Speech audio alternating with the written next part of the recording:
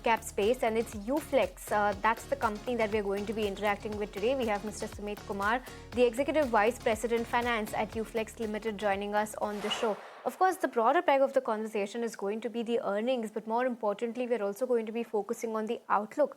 Mr. Kumar, hi, morning, and thanks so much for your time. If I take a look at your Q3 numbers, the revenue, EBITDA, they've taken a slight dip, but it's the reported profit that has taken a very big knock, coming in at around 39 crore rupees compared to 140 crores this time last year. Of course, you have one-offs in form of the labor code impact, but other than that, also talk to us about what has led to such a sharp pullback when it comes to your bottom line. All right. Good morning, Snehi. Good morning, Shrishti. Thanks for having me over. So, in fact, as we come to the reported profit, before that, it's important to give you a sense of the performance of the quarter. And during the quarter, we in fact had a total sales volume of close to 151,000 tons, which was slightly coming off from the corresponding quarter of the last year. But at the same time, for the 9 months at 483,000, we were largely on course, or in comparison to last 9 months comparative period, we were at the same level.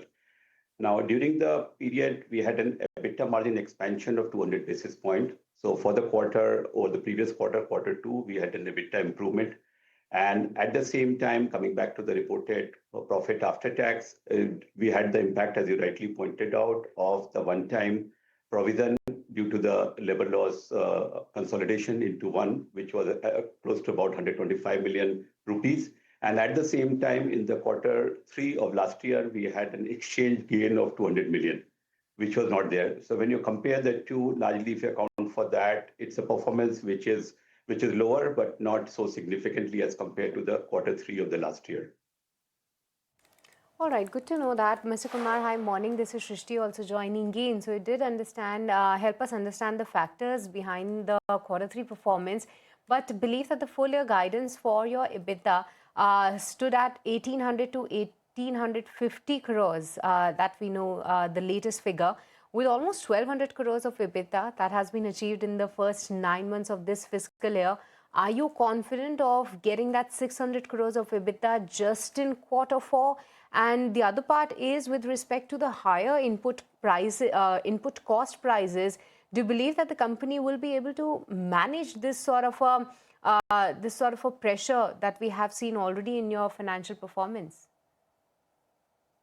So two things important here to note is that number one, we see that margins holding firm for the year, for the 9 months year to date, we have margins of close to 11.4%. And this is despite subdued Q3. So Q3 performance to us is something that now while the numbers are what they are, but at the same time, we have taken a lot of positives from the quarter.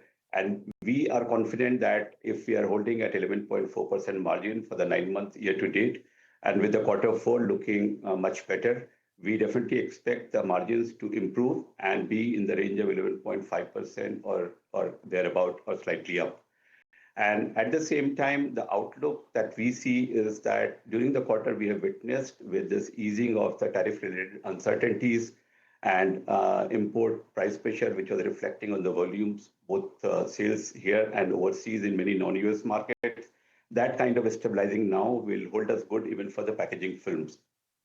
So moving forward, we see a stabilization of the packaging films, as well as the major growth drivers we can see is that aseptic business will contribute, and Q4 and Q1 typically are the strongest month for the aseptic liquid packaging. And as we enter Q4 now, and as we are now getting into the next fiscal, we expect the same to gain momentum, which should hold good for our overall performance. And also during the quarter, one more thing which was noteworthy was that our flexible packaging business did much better. And that, in fact, is expected to further gain momentum with the kind of US trade deals and also the tariff normalization. And we expect as a combination of all that the 3 segments of packaging films, the value-added products, including flexible packaging and aseptic, should overall result into a much better performance for Q4 and likely to continue in the fiscal 27. I would also like to add here that now, in fact, the contribution from our overseas business and more importantly, the high margin business is increasing. And with the commissioning operation phase of our aseptic liquid packaging facility in Egypt, which is the same size as India, as well as our WPP facility in Mexico, as Right. those two get into the operational phase, we expect the contribution from overseas revenues, which are typically expected to be a higher margin business, Okay. to significantly further shore up our margins. Okay, so that sounds really optimistic going ahead. And in fact, that's what I was going to ask you about your international operations. But thanks for answering that for us. On that note, Mr. Kumar, due to paucity of time, I'm going to have to let you go today. Thanks once again for joining us. Thank you so much, Shashi. Thanks, Okay, Neil. viewers, on that note, time to slip into a very short break. Be right back. And on the other